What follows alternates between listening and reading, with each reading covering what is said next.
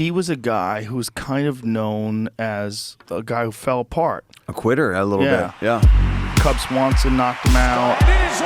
Max Holloway had like that weird neck thing going on. Because he was not a knockout artist. I think when you look at Charles Oliveira today, this man is capable of knocking anybody out. I will never speak the way that I have spoken about Charles Oliveira again. I did not know he was that good. So, you think you know toughness? Let me introduce you to Charles Oliveira. Oliveira's a monster. I think that long, lean muscle for MMA is the way to be in it. Hailing from one of Brazil's harshest regions, Oliveira ate shit for most of his childhood and turned it into fuel for success, becoming more than a fighter, but a living, breathing symbol of determination. When he knocked out Chandler, and he beat the shit out of Gaethje, when he was putting it on people, you gotta go, God damn, he's good. However, Charles's first fight began long before he stepped onto the UFC stage. He faced an illness in childhood so severe that doctors feared he'd be confined to a wheelchair for the rest of his life. So come along as we dive deep into the extraordinary journey of a Brazilian boy who overcame poverty, disease, and adversity to emerge as a UFC superstar. This is the story of Charles Oliveira.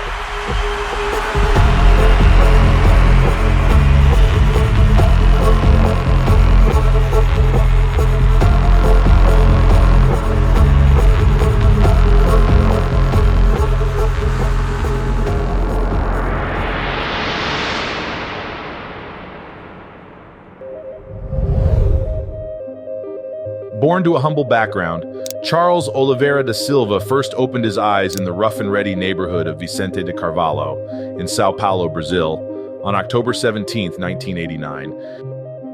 Growing up, he was a regular kid, consumed by a passionate love for soccer and dreaming of turning his passion into a profession, despite the lack of opportunities around him. Duas, três ruas de uma favela. Minha mãe e meu pai não sabem nem ler nem escrever. Meu pai sabe bem pouco. Meu pai e minha mãe trabalharam em 2 empregos. Minha mãe trabalhava de faxineira na escola e ela saía de lá e ia para casa do dono da escola para trabalhar de faxineira.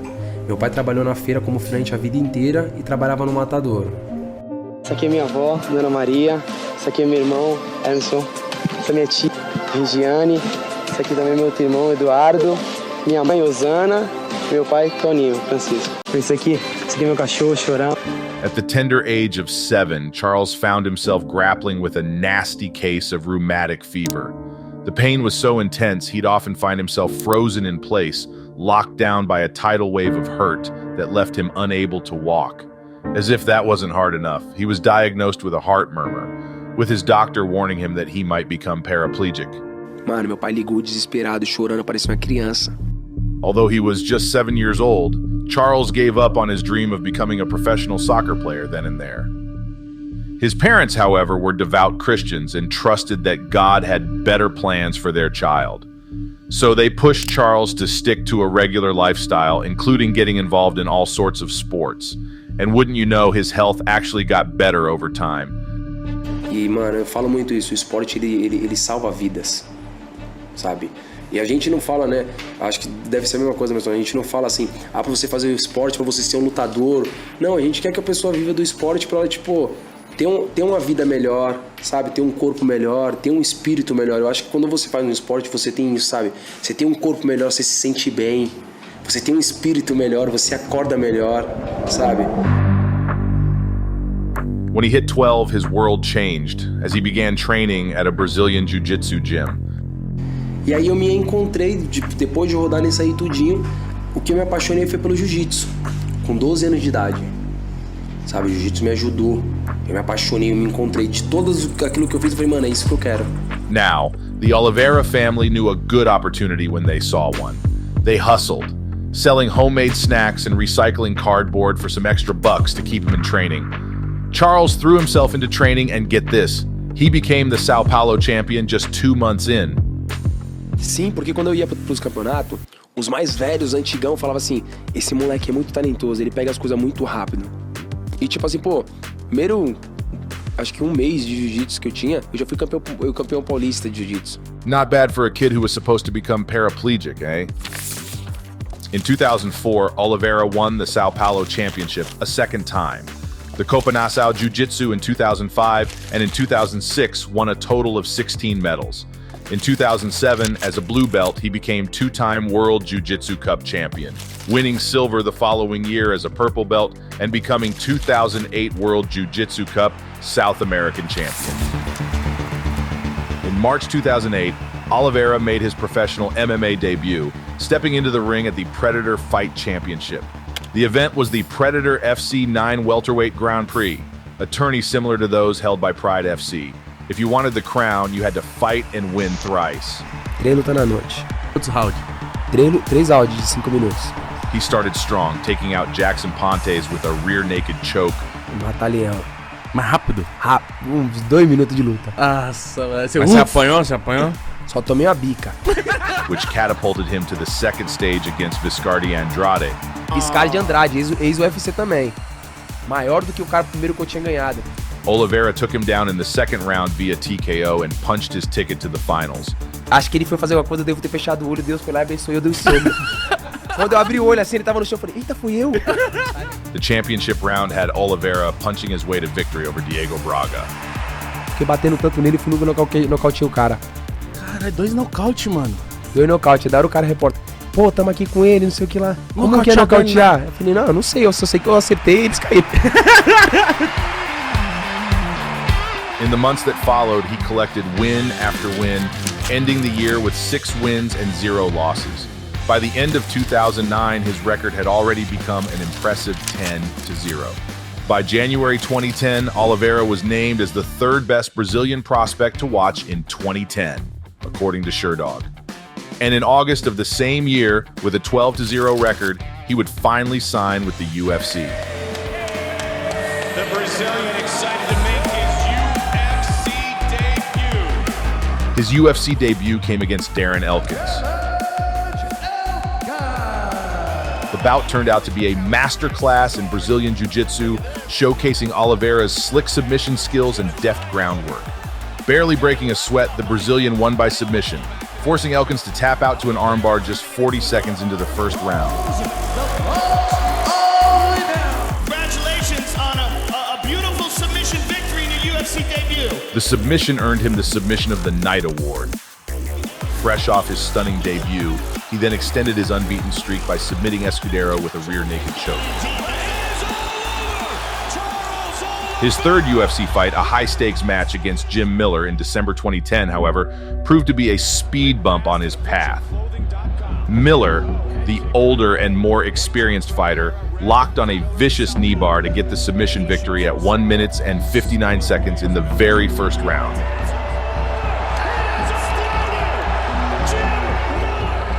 This was Oliveira's first professional loss and arguably the fight where many began losing interest in Oliveira. But kudos to Charles, he took it in stride and worked to get better. And as we'll see soon, he proved all his haters wrong.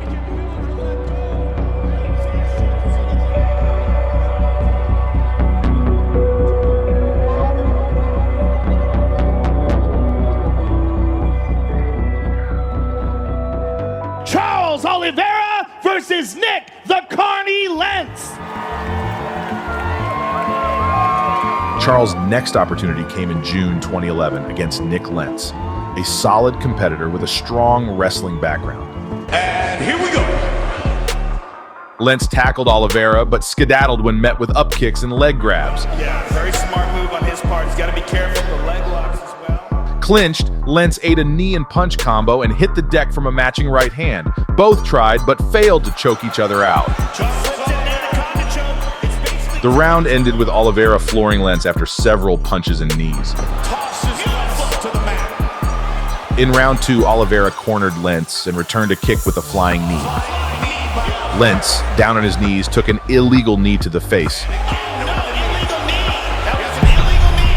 The shot ended up breaking Lentz's eye socket.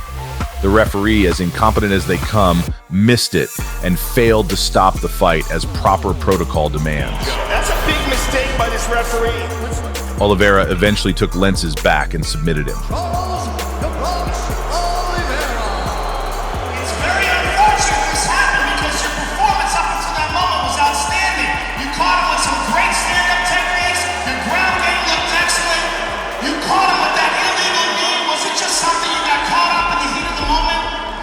However, after reviewing the bout over a couple of days, the Pennsylvania State Athletic Commission overturned the decision to a no contest. Despite the controversy, the fight was indicative of Oliveira's unwavering resolve. He had bounced back from his defeat to Miller, demonstrating a commendable ability to adapt and improve. Just a short hop of 2 months later, Oliveira found himself back in the octagon, squaring off against Donald Cowboy Cerrone. Charles Oliveira, very soft-spoken kid. He's an exciting fighter, but he's, very respectful. Does that change anything for you going into a fight? Not at all, man. It don't matter to me. I mean, I fight better pissed off, but, hey, what you gonna do? Cowboy showed no mercy, sending Charles to dreamland in the first round. This marked Oliveira's first time being knocked out in a professional fight, and was no doubt a shock to the system for him. Back then, he surely was a perplexing figure for many UFC fans. He seemed to have a low pain tolerance, with many suspecting his ongoing struggle with weight cuts to be the culprit. In a desperate quest for a winning formula, Oliveira managed to chalk up 2 wins against Eric Wisely and Jonathan Brookins, only to lose against Cub Swanson in September 2012. Really multi-talented fighter with an incredible ground game. Despite being less competitive than expected, the bout with Swanson was still a notable one. Oliveira got off to a promising start in the first round, managing to sweep Swanson off his feet. But Swanson wasn't having it. He wriggled free, got his boots back on the ground, and gave Oliveira a good old-fashioned whooping. Ultimately, he knocked him down with a right hand. And then, like a gentleman, he simply walked away and didn't inflict any extra damage. This fight added more fuel to the narrative of Oliveira flopping when he was up against the big dogs, despite having a full deck of cards in his hand. But let's cut him some slack. The guy was only 22 and still figuring out his formula. In his only 2013 bout, Oliveira faced off against Frankie Edgar at UFC 162. I'm going to go in there, just get the job done, and I guess we'll see how good it is afterwards. Many at the time felt that Oliveira was chosen to ensure an easy victory for Edgar. Yeah, I fight who they tell me to fight. This is they offered, and I said yes. So that's pretty much the bottom line. I just got to get ready for a fight, just like any other fight. And he may not be top 10, but he's still a dangerous opponent.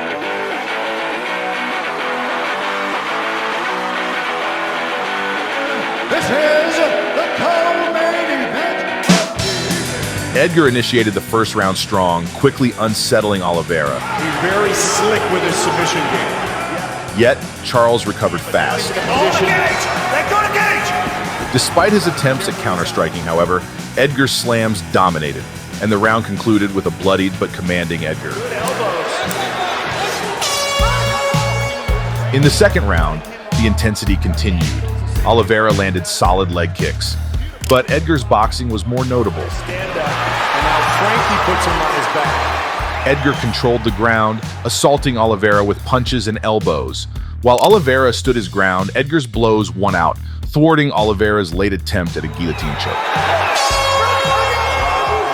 The third round saw Edgar make an early lead, skillfully deflecting Oliveira's attempts at a comeback. While Oliveira managed to land a solid combo, it was Edgar's potent right hooks that took the toll. After preventing Oliveira's takedown, Edgar ended the fight with a barrage of punches, sealing his victory by unanimous decision. They go the distance.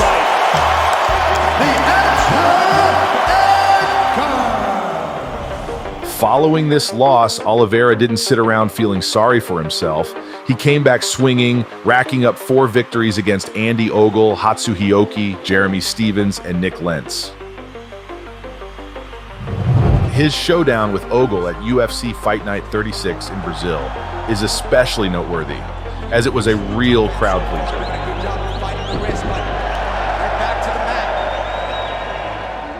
Oliveira, on his home field, pulled out all the stops and clamped Ogle in a triangle choke so tight that it made him tap faster than a Morse code operator.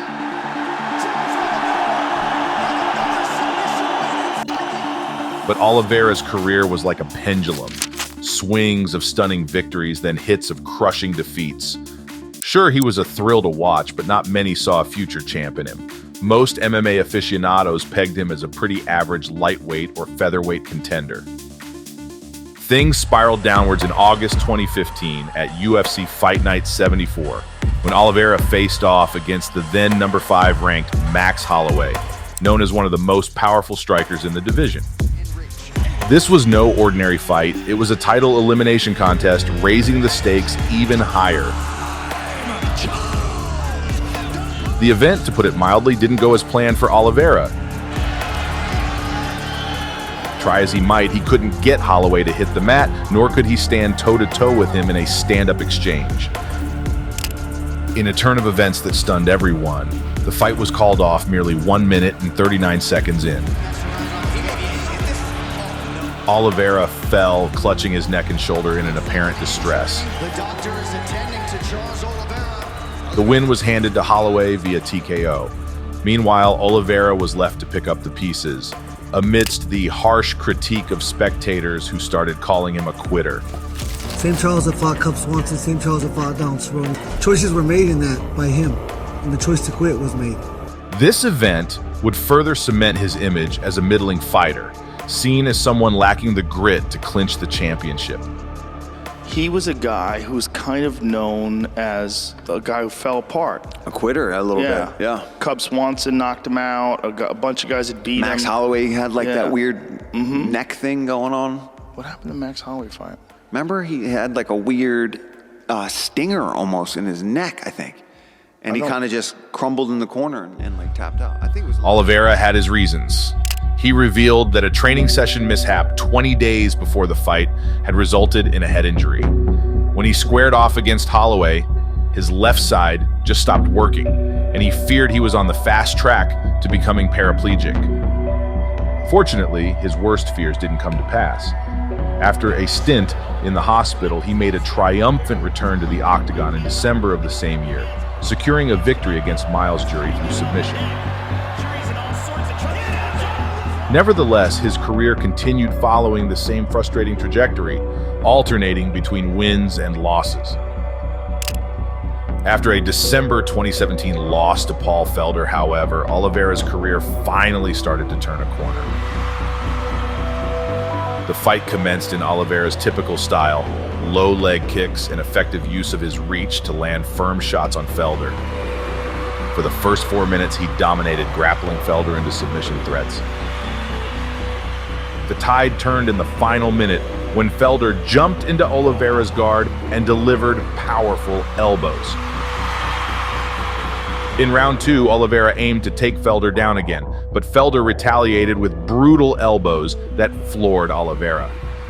Eu sentia que eu batia nele, ele nem mexia. E quando ele batia em mim, eu falava, mano, eu tipo no meio da luta, eu falava, meu irmão, melhor.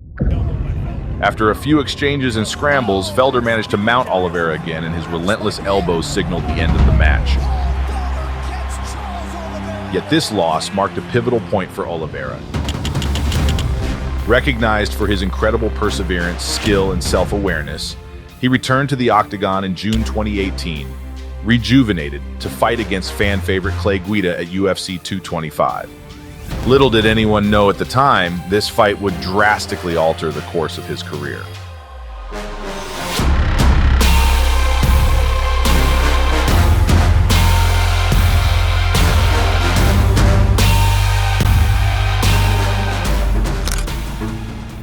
UFC 225 June 2018, an evening that throbbed with energy. The arena resonated with cheers for Clay Guida, the local Illinois hero.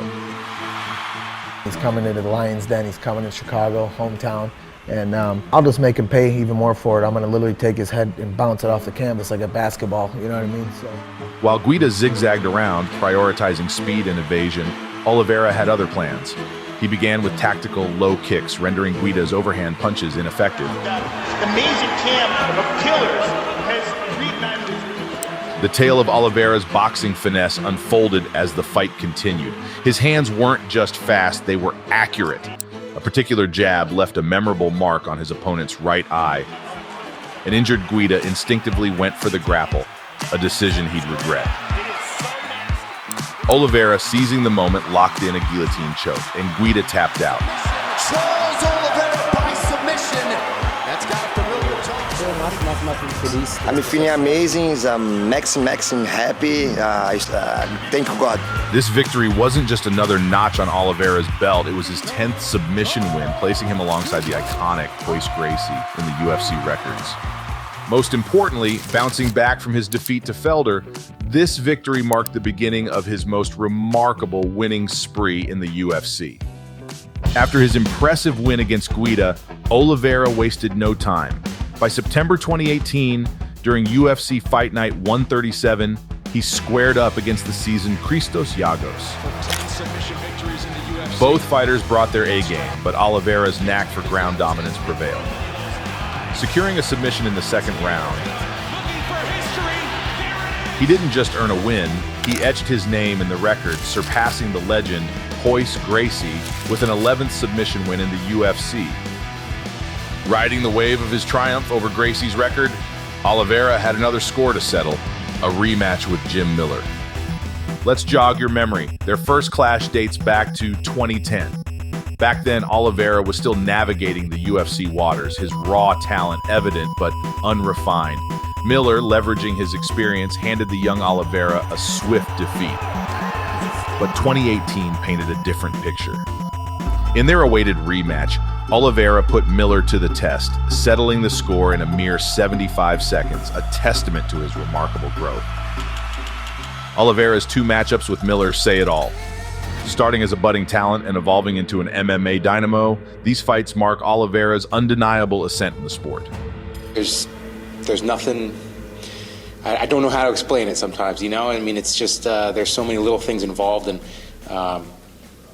you know, you got to control what you can control, and that's really just the effort that you put into it and the attitude that you approach it with. So it sucks. It really does. Next up was David Teymur at UFC Fight Night 144 in 2019. Teymur was no easy opponent, but Oliveira, at the peak of his prowess, stole the show. A surprise elbow had Teymur reeling, and Oliveira swiftly locked in his trademark anaconda choke. This wasn't just a notch on his belt. This was his 13th UFC submission win, underlining his mastery. And of course, another performance of the night honor was in order. With a bucket load of confidence, Oliveira prepped for yet another showdown with Nick Lentz in May 2019. Lentz tried to rally, but Oliveira's onslaught was just too much. The outcome? A TKO in the second round, cementing Oliveira's top-tier MMA status. Later that year, he faced Jared Gordon and secured a first-round knockout, earning another performance of the night. In March 2020, he showcased his grappling against Kevin Lee and won with a third-round guillotine choke, bagging another performance of the night award. That was a tough one. I'm pissed off at myself, for real. Like, I really am. But the accolades didn't stop there. With this victory, Oliveira not only extended his UFC record for most submission wins to 14, but also ranked second in bonuses received with a whopping 16. Additionally, he boasted a streak of 7 consecutive finishes, the longest at the time in the UFC, tying with the legendary Donald Cerrone. In December of the same year, Oliveira marked a career high by decisively defeating Tony Ferguson. Oliveira demonstrated superior grappling skills during the 3-round match, firmly establishing his dominance on the scorecards. His performance against Ferguson was exceptional, especially with his striking prowess. However, the ground game was where he truly shined, almost clinching the match with an armbar, only for Ferguson to be saved by the round's end. Extension. I don't know what happened to his elbow. You can see my foot there. Look how close I am. So I'm doing 2 things. One, I'm looking for a dislocation, separation, or break, but I'm also listening to see if it's going to be a verbal. You know, the crack in the arm or verbal submission. He did not. He battled through that. And we got to be conscious of the time. So the 10-second clapper had already gone off, so I'm counting down in my head. And the goal is to, right when that horn goes off, you'll see when we stop a submission from that, we go right to the pressure point, push back the opposite way, and take off the pivot point in his underarm to stop it. Because some guys are going to try to hold it for an extra second after the bell goes off. Right as that stops, I'm pushing on it and stopping it, also verbally telling the guy to stop. In round 2, Oliveira continued his dominance. By the third round, it was evident that Ferguson needed to make something happen. But that something never came. Oliveira ultimately won with a unanimous decision. Really tough fight. It was one of the best performances I've ever seen. I mean, what you did to a guy in Tony Ferguson who's been one of the most dominant forces in the lightweight division, you controlled every single aspect of the fight. The stand-up, the ground, you almost submitted him, and were you surprised? In May 2021, Oliveira faced Michael Chandler for the vacant UFC lightweight championship. In an unpredictable title match, both fighters showcased moments of domination before a champion was declared. Chandler came out of the gates with force, landing a left hook and swiftly transitioning into a guillotine choke against Oliveira's takedown attempt. While Chandler had initial success, especially when he cornered Oliveira with a series of punches, Oliveira quickly turned the tables in the second round, landing a left hook that changed everything. He catches me with a hook, and here you're just, the onslaught is happening. You're trying to get away from it, Dan Miragliotta has no choice but to stop the fight. And Daniel Cormier, Joe Rogan, and John Anik are going bananas right now, but that's part of it. And that's the night Charles became the champion and proved all his haters wrong.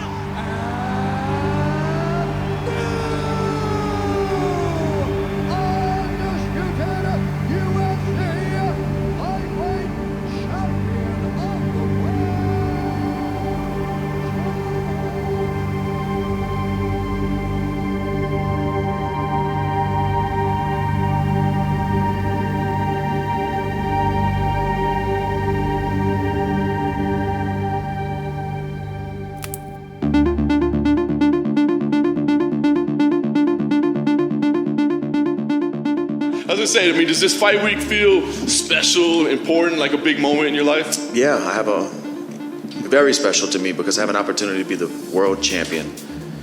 It gives me chills just saying it, I want it so bad. This fight's very important to me.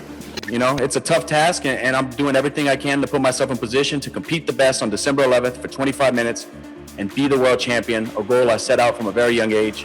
And that's just it, dude. In December 2021, at the UFC 269 main event, Charles Oliveira reaffirmed his dominance as the UFC's lightweight champion by submitting Dustin Poirier in the third round.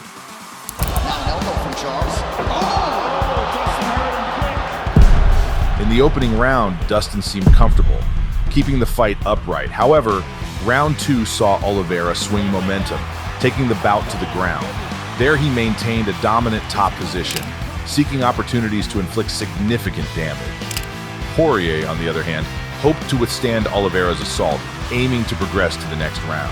He's not putting feet on the hips. He's not doing anything to get out of here. Unfortunately for him, this approach proved costly. Oliveira skillfully maneuvered to his back and successfully applied the rear naked choke, securing his championship status. I thought that was going to get him away in the first round, but he's a champ, man. The game plan was to take my time. I brawled again when I wasn't supposed to. The game plan was to take my time and let the fight unfold. Take him to the third, fourth, fifth, and pick him apart. Well, Dustin, Oliveira's win against Michael Chandler secured him the title, but his triumph over Poirier cemented his status as a formidable champion. Furthermore, this victory awarded him an unprecedented 12th performance of the night bonus, a first in UFC history. Undisputed UFC lightweight champion Charles.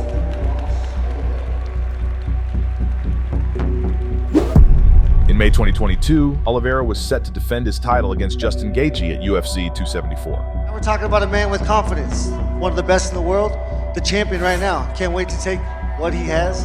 This will be my biggest accomplishment. I will say However, a hiccup occurred during the weigh-in. Oliveira weighed in half a pound over the limit for his division. Despite being given an extra hour, he couldn't shed the weight. Consequently, he was stripped of the championship with only Gaethje in the running to claim the title. Okay, here's an update, folks, just for the record. The fight is still on, and the title is currently vacant. If Charles wins the fight tomorrow night, he will win the fight, but the belt will be vacant. If Justin Gaethje wins the fight tomorrow night, he will win the championship. This marked the first instance in UFC's legacy where a title was relinquished because of a weight discrepancy. He's the guy.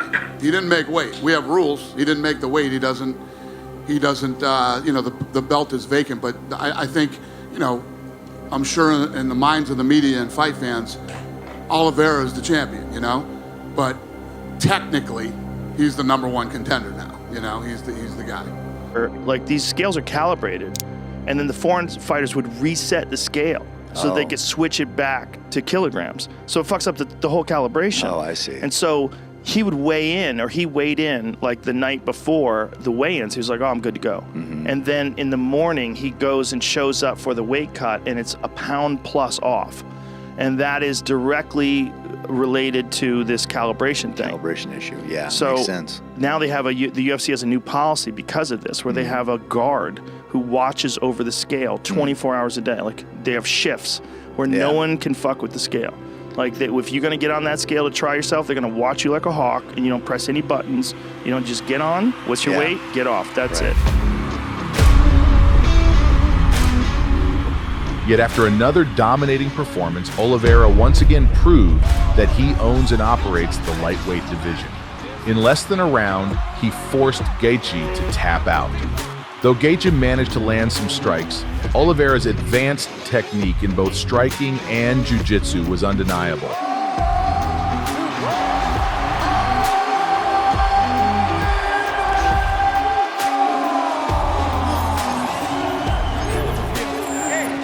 Tá faltando alguma coisa aqui, não tá? O campeão se chama Charles Oliveira, o Charles do Bronx.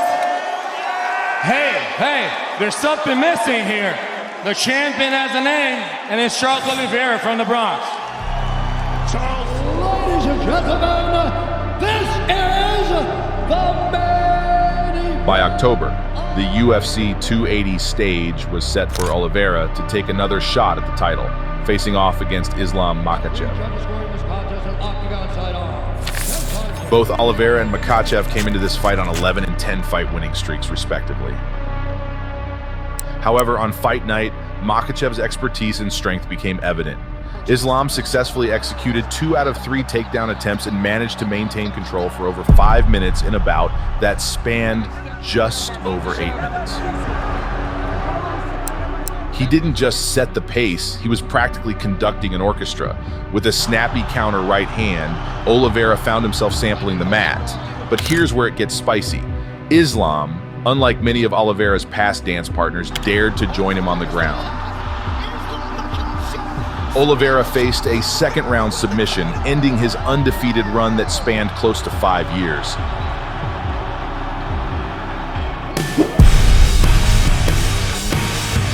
At UFC 289 in June 2023, Oliveira was pitted against Beneil Dariush to reclaim his place in the lightweight title scenario. Dariush, a 34-year-old Iranian, had impressively marked 8 straight victories before this matchup. He began with a low kick, but Oliveira responded with a strong head kick. After a brief slip, Dariush landed some punches in a clinch. Oliveira, countering with more punches, eventually pinned him to the fence. The referee stepped in due to the overwhelming offense. And with this victory, Oliveira bagged his 13th performance of the night bonus award. Charles Oliveira 2.0 was our champion for 4 fights or so, finishing Poirier, finishing myself, finishing Gaethje, obviously losing to Makhachev. But this was a statement fight. Dariush ranked number 4. Oliveira, I believe, ranked number 1, 2, 3, somewhere in there. And obviously Islam is the champion. His last loss was to Islam. So he needed to come back. He needed to stake his claim as one of the best fighters on the planet at 155 pounds.